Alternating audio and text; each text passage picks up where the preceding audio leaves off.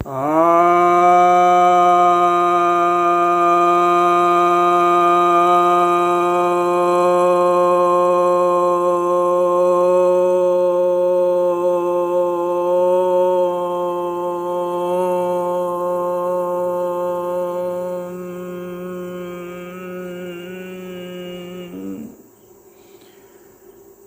भक्तजनों को सप्रेम नमन। भक्तों, आज मैं आपके समक्ष श्रीमद् भगवद गीता के 11वें अध्याय के 53वें श्लोक पर प्रवचन करने जा रहा हूँ। यह 53वां श्लोक कहता है, न हम वेदेर न तपसा न दाने न च इज्जया शक्य एवं विधो द्रष्टुम दृष्टवानसि माम यथा। भगवान यहाँ स्पष्ट कर रहे हैं कि मैं किन किन चीज़ों से नहीं प्राप्त हो सकता हूँ, इसको लोग सोचते हैं कि प्राप्त हो जाएंगे। उसके बारे में कह रहे हैं कि न मैं वेद के अध्ययन से, न ही तपस्या से, न ही दान से और न ही पूजा से देखा जा सकता हूँ। जिस तरह से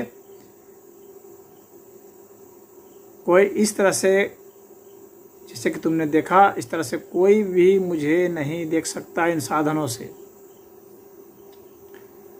तो भगवान का यहाँ स्पष्ट निर्देश है कि किन किन चीज़ों से आप मुझे नहीं देख सकते, जिसके विषय में कहा जाता है कि वे देख लेंगे।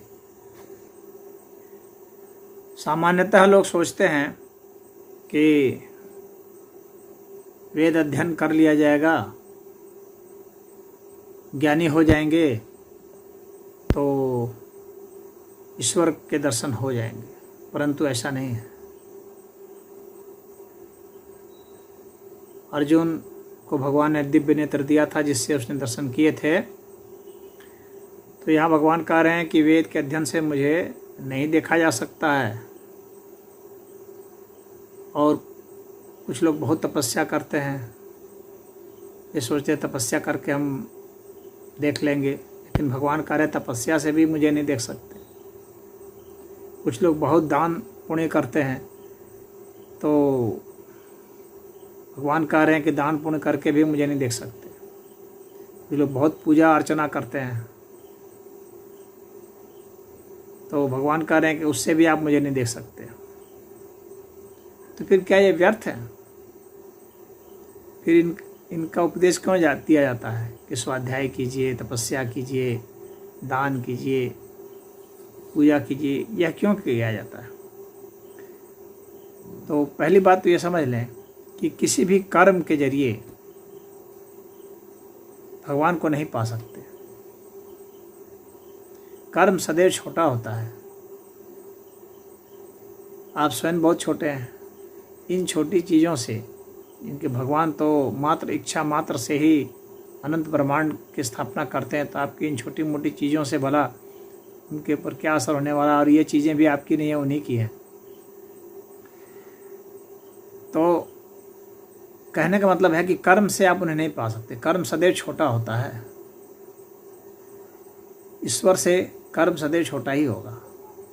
कर्म का अस्तित्व तो वहीं तक है जहाँ तक यह भौतिक जगत है, जहाँ गतियाँ हो सकती हैं। इन गतियों को संचालित करने वाला जो मन है, वहीं तक कर्म है। क्रिया के साथ जब मन जुड़ जाता है तो कर्म होता है। तो इनके जरिए आप उन्हें नहीं पा सकते, परंतु इनका क्या उपयोग है? प्रश्न उठता है। इनका उपयोग यह है कि आपको कर्म की उस आखिरी सीमा तक ये ले जाते हैं, जहाँ के बाद ईश्वर की कृपा हो जाती है। तो आपने कर्म से तो नहीं पाया, लेकिन कर्म से आपने वह पात्रता दी जिसके बाद एक अनन्य भक्ति रह जाती है। तो कर्म से आप वहाँ तक गए, फिर आप में एक अनन्य भक्ति भावना आ गई, बस आपको उपलब्धता हो जाएगी, यानी आपको ईश्वर लाभ हो जाएगा। उसके बाद सिर्फ एक चीज़ बच जाती है, वह है अनन्य भक्ति, यानी सिवाय ईश्वर के मुझे अब कुछ भी नहीं चाहिए। यदि उसके सिवाय कुछ भी चाहते हैं, धन, पद, यश, मान, प्रतिष्ठा, इज्जत, स्त्री, पुत्र, पुत्री, पिता, माता, समाज, लोक कल्याण, स्वर्ग, कुछ भी आप चाहते हो, शांति, ज्ञान, ध्यान, भक्ति, मुक्ति, कुछ भी चाहते हो, आप कुछ भी अब नहीं चाहते हो, भक्ति भी नहीं चाहते हो, भक्ति भी चाहना जो है वह नहीं आएगा, कुछ भी नहीं चाहते, और तो उसी को अनन्य भक्ति कहा जाता है। यानी हम सेवा करें, इन सब का भी कोई अहंकार नहीं हो। भक्ति यानी भज धातु से, सेवा करने से। कुछ लोग जो है सेवा करते रहते हैं कि हम सेवा करेंगे तो फल प्राप्त होगा, फल प्राप्त होगा, लेकिन ईश्वर नहीं। ईश्वर भक्ति से नहीं, सिर्फ और सिर्फ अनन्य भक्ति से प्राप्त होते हैं। भक्ति और अनन्य भक्ति में अंतर है। भगवान ने कहा है कि अनन्य भक्ति से ही मैं प्राप्त होता हूँ। तो वहाँ के बाद कर्म आपको वहाँ तक लिवाया जाएगा जहाँ भक्ति शुरू होगी, भक्ति वहाँ आपको लिवाई जाएगी जहाँ अनन्य भक्ति शुरू होगी, और फिर अनन्य भक्ति से ईश्वर लाभ होगा, ईश्वर की कृपा प्राप्त होगी। तो यह सब जो है आपकी पात्रता के लिए है। आपकी पात्रता ये उपलब्ध करा देते हैं। स्वाध्याय, वेद अध्ययन, ज्ञान, ध्यान, तपस्या, दान, पुण्य, ये सब आपको उस स्थिति तक ले जाते हैं जहाँ पर से आप भक्ति की शुरुआत कर सकते हैं। जो बहुत अपने को योग्य समझते हैं, बहुत बुद्धिमान समझते हैं, बलशाली समझते हैं, समृद्धशाली समझते हैं, ज्ञानी समझते हैं, तपस्वी समझते हैं, योगी समझते हैं, उनके लिए नहीं। जो स्वयं को कुछ भी नहीं समझते, सिर्फ और सिर्फ ईश्वर ही समझते हैं, ईश्वर के सिवा कुछ नहीं समझते वे।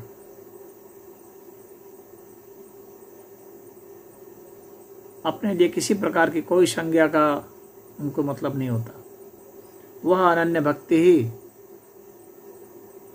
ईश्वर लाभ करा सकती है। ये भगवान आगे के श्लोक में बताएंगे, लेकिन इस श्लोक में मैं आपको यही बता रहा हूँ कि इन चीज़ों से, जो भगवान ने कहा है कि इन चीज़ों से आप मुझे नहीं देख सकते, जिसे अर्जुन तुमने देख लिया है, इन चीज़ों से मुझे कोई भी नहीं देख सकता।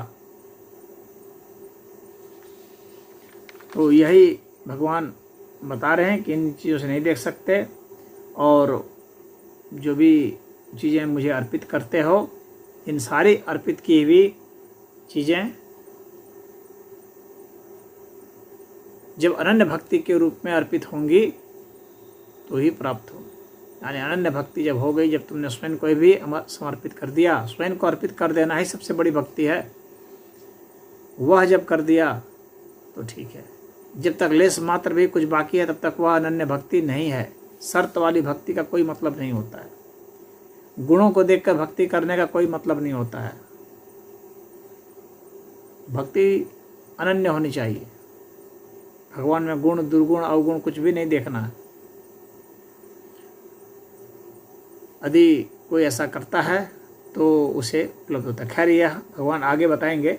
इस श्लोक में इतना ही। ओम हरि।